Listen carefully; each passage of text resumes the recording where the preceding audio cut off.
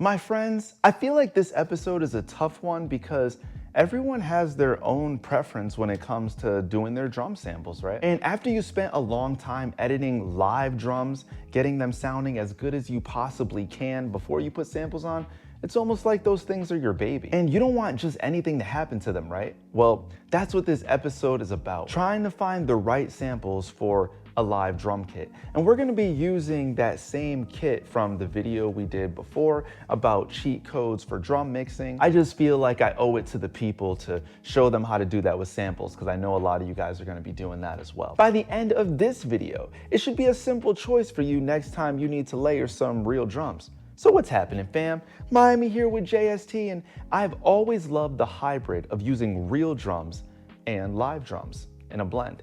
It's the only way that you can compete. Just trying to record live drums by themselves and have them stack up against samples hit by the greatest drummers in the world, like, you're in for a rough go of it. So a couple people get away with it, but most people don't. And if a drummer goes through all the trouble of recording drums, you want to make sure to give it its fair shake by not just muting all their hard work and replacing it with samples, because we still want that initial crack and energy that happens whenever you're dealing with a live kit. That's one thing that you never get when you're dealing with fake drums. You know what I mean? Like, you just don't get the constant ebb and flow that's happening from a natural drum performance. There's just something about that movement from a real kit that can't be recreated. But when it comes to sampling, the first thing that I do is go for the kick drum. With a song like this, I want a kick drum that hits me right in the chest, okay?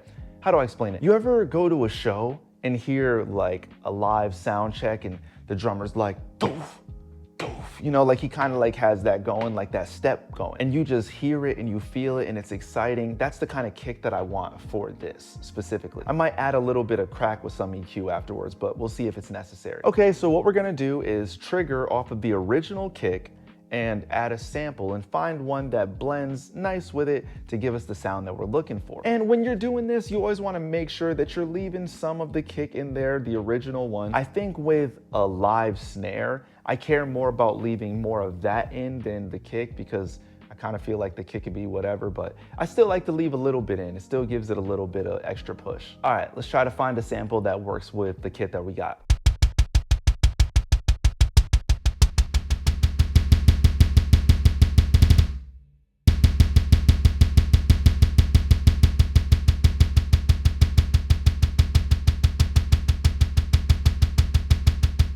Okay, so we're off to a good start. Now, based on the type of song we're dealing with, I want a snare that's a little on the warmer side, but still has some crack. Let's audition a few and see if we find one that just works with it.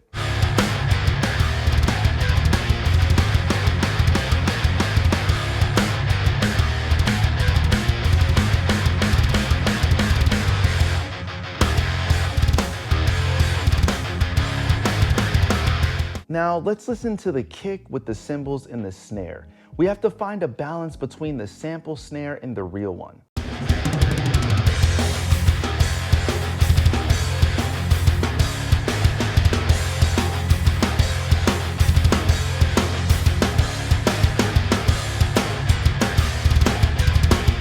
Now this is starting to sound pretty good, but I want to make them gel a little bit more, so I'm going to send the kicks to a clipper and the snares to a separate clipper. At this point, I usually know if I picked the right sample.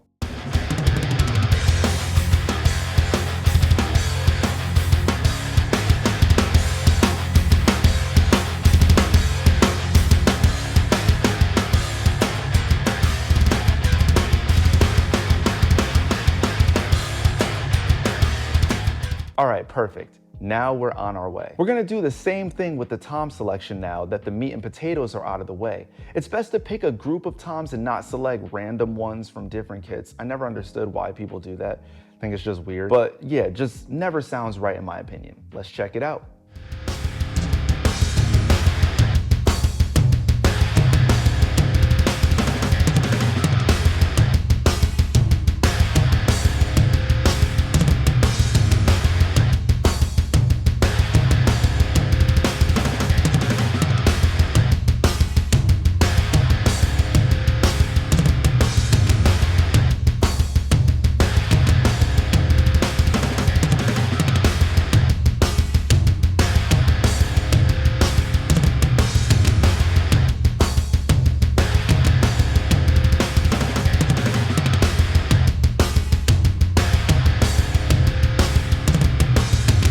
getting there, but it's still missing some glue. And even though we're not done, I kind of want to send this to a drum bus now and see how everything is gelling together before making any further commitments. I'm going to audition a few compressors here and see which one works the best with the drum kit that we have going on right now.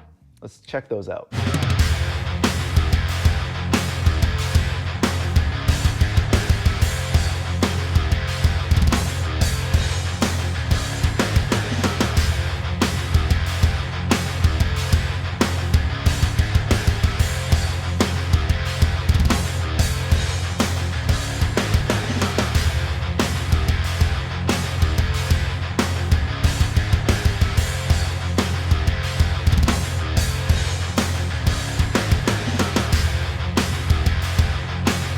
I think I'm gonna go with JST BG drums for this one. It just had the sound that I was looking for. And you can actually get all three of these compressors, the clipper, and a bunch of other tools in a bundle we have on the website. Just go to the link in the description below to check it out. It also has the drums used in this video, as well as Sub Destroyer. But I would never destroy my subs. Make sure to hit that sub button, like button, and notification bell to be notified when we upload new content. And my transition game is still crazy. Let's get back to the sample choice. We basically have the right samples at this point, but there's still a couple things we can do to get the drum kit making more sense. Let's throw a transient designer on the shells to shape it a little more. This makes the drums really work together better, and then we're gonna limit the whole bus with Finality. I really like to use the color mode when it comes to drums. And if you don't have Finality, just make sure whatever limiter you're using that you don't shave off too many peaks. Do it in the same way that you would a guitar, just a dB or two is fine.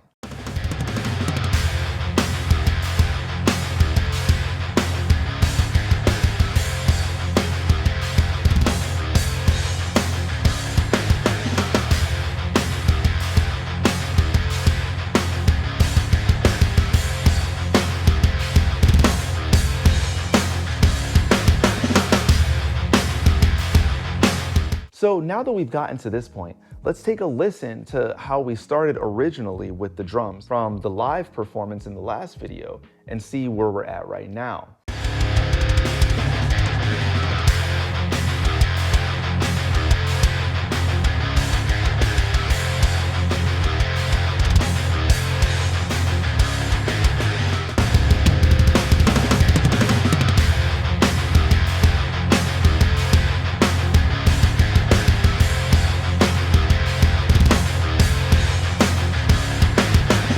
And that, my friends, is how I would typically go about adding samples to real drums and finding a way to make them gel along the way.